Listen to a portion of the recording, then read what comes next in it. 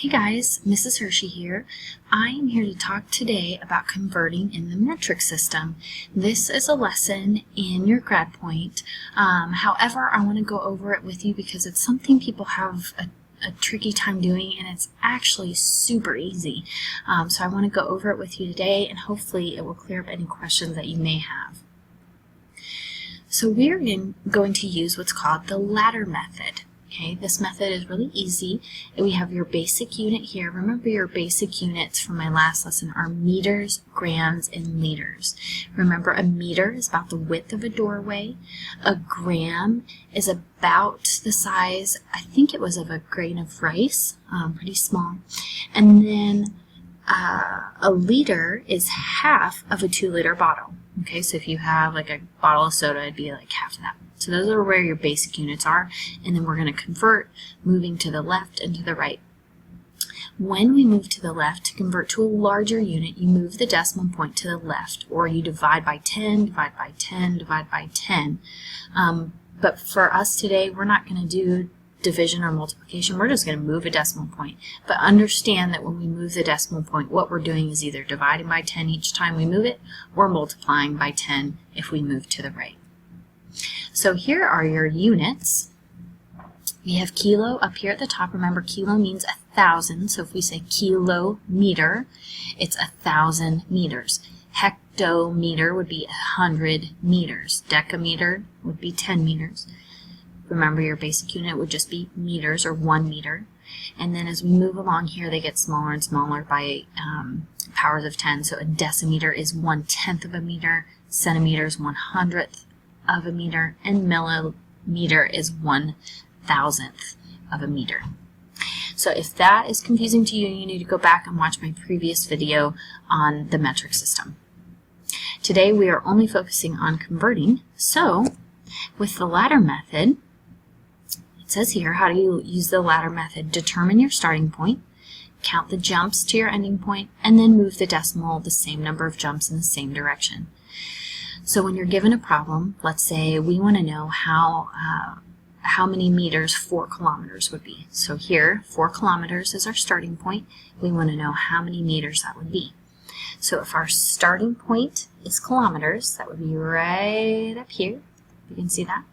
And our ending point is meters. Remember, meters, that's just your basic unit. So that's down here in the middle, basic unit. So if I start here, I put my mouse here, I have to make 1 jump, 2 jumps, 3 jumps. So it takes 3 jumps, 1, 2, 3. So the last thing we do is we take 4 for 4 kilometers. And remember, if there's no decimal point in your number, that it goes at the very end. So here's my decimal point. So I move it 1, 2, 3 jumps. That's where my new decimal point is. Now there's no numbers here. So what is the number that means nothing? 0. So we have 4, 0, 0, 0, period, or decimal point, which is 4,000 meters. Another way to figure this out, even without moving the decimal point, we know that kilo means 1,000, so 4,000 meters. 4 kilometers, 4,000 meters. Okay, let's try some other ones. If we have 1,000 milligrams, remember this is your starting point, so milligrams is right here, and we want to know how many grams. Grams would be at the basic unit. So if I start at milligrams, have my mouse here, I have to go up 1, 2, 3 steps. So I moved 3 places to the left. 1, 2, 3.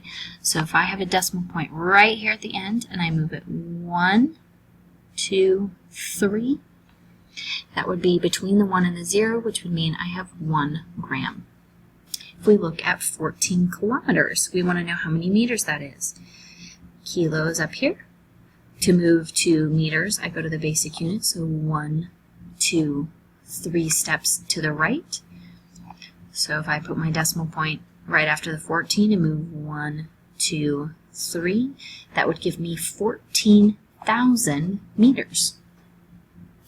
If I have, let's make this a little harder, 160 centimeters, so that's right here, and I'm moving to millimeters, that would just be 1 step to the right. So if I have a decimal point here, I move 1 to the right, and that would give me 1,600 meters. Sorry, I wish I could draw on this, but I don't have that capability. Let's look at another one. Let's find a trickier one.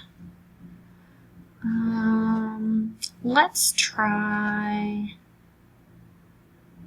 I get a big one here. Here we go. Number 26, 536 centimeters to 53.6 decimeters. We want to know which one is larger. In order to compare the two amounts, we need them to be in the same units. It's a lot harder to compare, for instance, seconds to hours if we don't know, if we're not using the same units. So because we have centimeters and decameters, we need to have them in the same unit. So I'm going to change centimeters to, excuse me, not decameters, decimeters. So if I go back here, to change centimeters to decimeters, I move 1 to the left. So if we go back to this problem, the decimal point would be here after the 6. If I move 1 to the left, that would be 53.6 decimeters. So they would actually be equal. So hopefully this helps you a little bit. One more time, I just want to go over the ladder method. If you would like a copy of this, I can send this out, or I might even try to attach this to the video if I can figure out how to do that. But this is a very helpful tool that you can use when you're converting in the metric system. So again, remember your basic units are just meters, grams, and liters. And then you count, you find your starting point. You go to this page, you find your starting point, you find your ending point, and you see how many steps or how many jumps it takes to get to your ending point, and that's how many decimal points you move over, either to the right or to the left, depending on which direction you had to move.